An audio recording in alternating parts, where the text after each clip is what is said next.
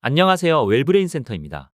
오늘 소개해드릴 컨텐츠는 두뇌발 따룬 연중 세 번째 단계인 창의력 훈련에 대해 소개해드리도록 하겠습니다. 여러분 혹시 챗GPT 프로그램을 사용해 보신 적 있나요? 챗GPT는 새롭게 등장한 오픈 AI 프로그램으로 채팅을 하듯이 챗봇에 질문을 하면 가지고 있는 데이터에 따라 답변이 생성되는 대화형 인공지능 서비스입니다. 굉장히 편리하기 때문에 학생들은 물론 기업에서도 사용하며 선풍적인 인기를 끌고 있는 서비스인데요. 하지만 전문가에 따르면 미래 시대의 챗GPT가 모든 것을 대신해 줄 것이며 이로 인해 일자리도 많이 사라질 전망으로 보인다고 말했습니다. 또한 미국의 여론조사에서는 구직자 62%가 인공지능이 자신의 경력을 위협할 것이라 우려했다고 합니다. 그렇다면 미래 시대에 대항할 우리 아이에게 필요한 능력이 무엇일까요?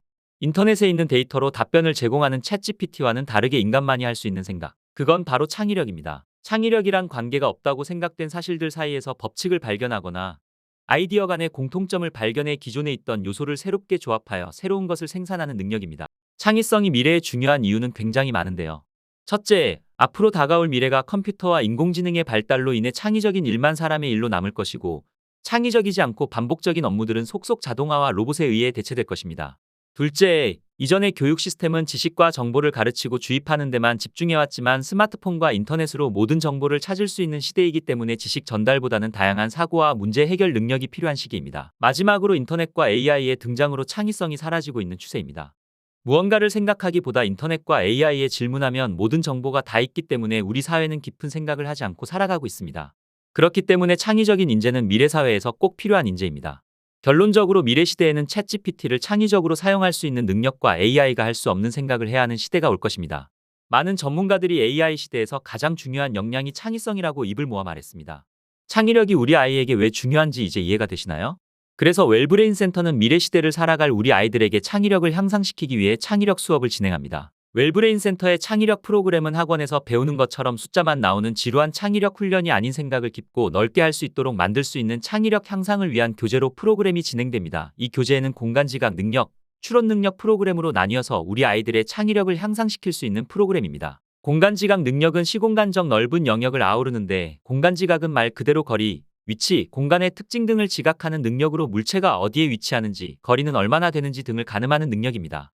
공간지각 능력은 도형 맞추기, 물건 찾기, 길 찾기 등 일상생활에서 두루 쓰이는데 공간적인 영역뿐 아니라 비공간적인 사고 영역에도 영향을 미칩니다.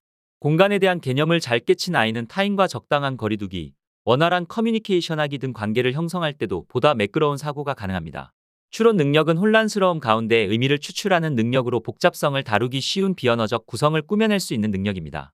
또한 지각된 것이나 이미 알고 있는 것으로부터 논리적인 사고와 판단을 새로운 통찰을 통해 정보를 추출하여 결론을 도출하는 과정을 뜻합니다. 추론 능력은 정보 처리와 판단을 통해 논리적으로 문제를 해결하는 능력을 향상시키는 데 중요한 역할을 합니다.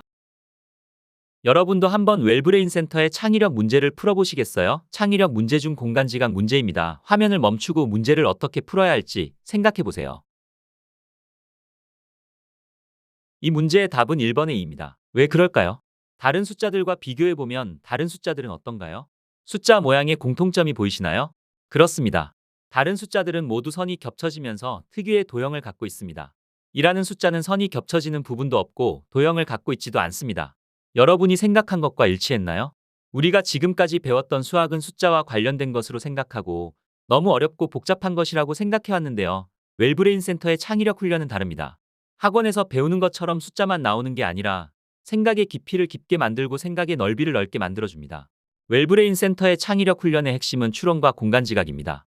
문제의 패턴을 확인하고 다음에 어떻게 될지 스스로 생각하면서 논리적인 사고를 키울 수 있고, 도형과 공간의 움직임을 통해 자연스럽게 수학적인 능력을 키우게 됩니다. 한 문제 더 풀어보겠습니다. 이번 문제는 추론 능력 문제입니다. 화면을 멈추고 문제를 어떻게 풀어야 할지 생각해보세요. 한참을 쳐다보고 나서야 이거구나 라는 생각이 들었습니다. 여러분은 찾으셨나요? 이 문제는 추론 능력을 확인하는 문제입니다. 도형이나 물체가 방향을 바꾸거나 다른 위치에서 볼 때 모양이 어떻게 바뀔지 생각하는 문제고요. 처음에는 어렵게 느껴지지만 집중해서 생각하다 보면 어떤 부분을 집중해서 봐야 하는지, 다음에는 어떻게 변할지 스스로 생각하면서 논리를 만들어 나가는 방식으로 문제를 해결할 수 있습니다. 이 문제의 답은 21개입니다. 여러분의 생각한 답과 같은가요? 이 문제는 처음에는 한 개였던 원이 다음 그림에는 바닥에 두 개의 원이 생기고 다음에는 세 개가 생기면서 점점 높이 쌓여가는 모습인데요. 6번째로 넘어가게 되면 바닥에는 6개의 원이 생기게 될 거고 그렇게 되면 6 플러스 5 플러스 4 플러스 3 플러스 2 플러스 1에서 21개의 원이 보이게 됩니다.